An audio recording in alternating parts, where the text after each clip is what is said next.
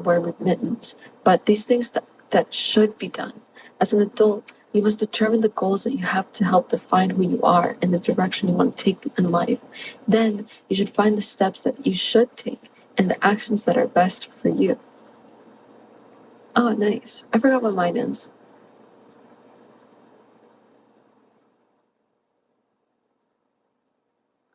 But I have taken that test. I just don't remember what I am. I think I'm an ENFJ. This is supposed to be. And not going to school. Well, I'm just reading so people can go to sleep and try to be like relaxing, you know?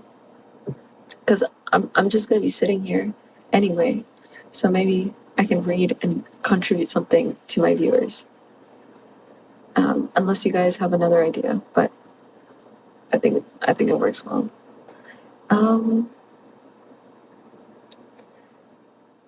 Number 3, make friends with people who want the best for you. One of the author's childhood friends never left the prairies in the northern Canadian town home in Fairview, Alberta. Instead, he stuck around and ended up among the town's other ne'er-do-wells. Every once in a while, the author would return home and catch up with his friend, and each time his sad decline became more apparent. What was once youthful potential became aging resentment.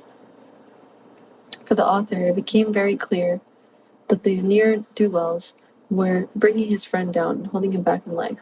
And this is something that can happen to anyone, anywhere. In a workplace setting, it's a similar dynamic that can play out when an underachiever is put to the team of higher performers. The manager may think that will result in the problematic employee picking up the good habits from others, but studies have shown the opposite is more likely to happen. These bad habits will start to spread down in everyone's performance. This is why the third rule is to make everyone you surround yourself with supportive friends, as this kind of friendships can be about positive change. Being picky about your friends is a smart move, and it's not selfish or snobby. Supportive and encouraging friendships run both ways. When you need a boost, they'll be there for you. And if your friend needs help to rebound from a setback or make improvements, you'll be there for them. This dynamic can encourage individual success, and as a part of a team, can lead to great social accomplishments. When the author left Fairview for college, he joined a group of like-minded individuals who helped others in their studies and many other accomplishments, such as creating a newspaper and running a successful student union. You'll know that you have good friends when they don't tolerate your wallowing in the negativity. They want what's best for you so that they can encourage you to snap out of it and get back on track.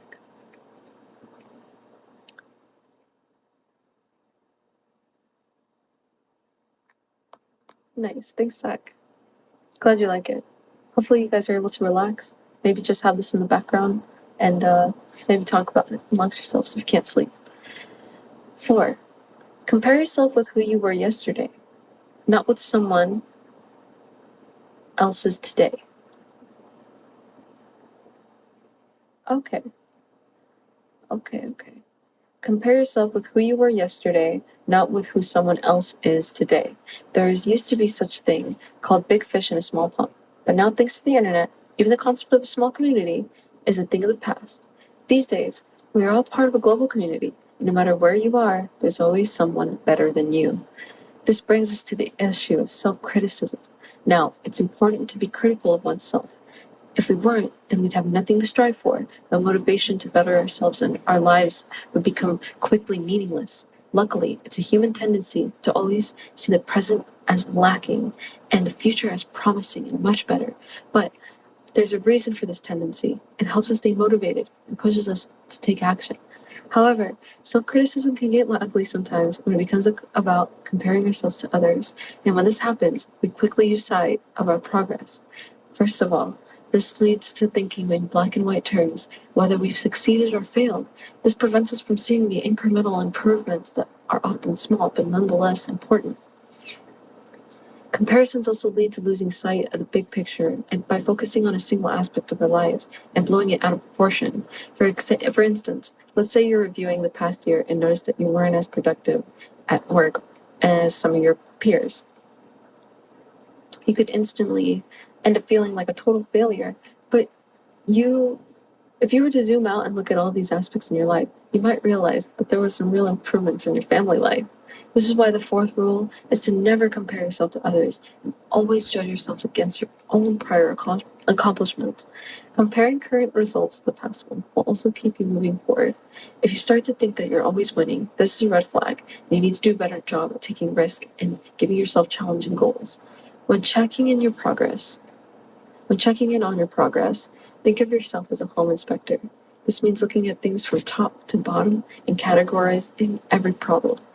Is it a cosmetic or structural fault? Before you can give a stamp of approval, make a list of things that need to be improved. This detailed approach is likely to keep you busy on yourself, that you will be unconcerned with how you stack up against others.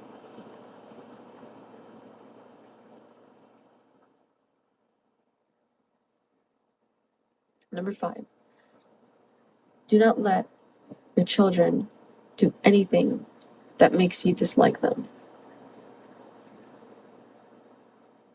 If you've ever seen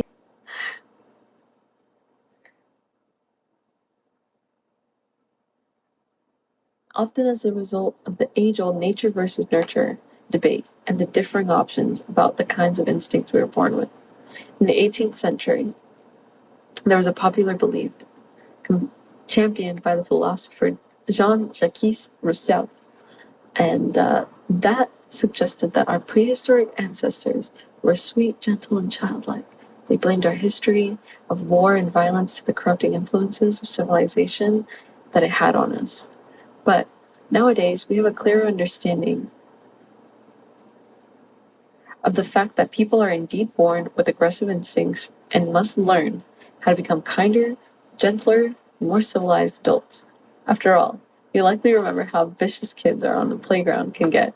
Most workplaces are a picture of tranquility and comparison. According to the author, it's really up to the parents to make sure their naturally aggressive youngster learns how to be a well-adjusted adult, which brings them to the 5th rule. Parents need to be more than a friend. They need to raise responsible and likable human beings. This can be a challenge since nobody likes to be the bad guy, but children are aggressive because they have the natural instinct to push boundaries, so they can find out where society lines are drawn. So a parent must be firm in deciding to draw those lines. While this may not sound like fun, think of it this way.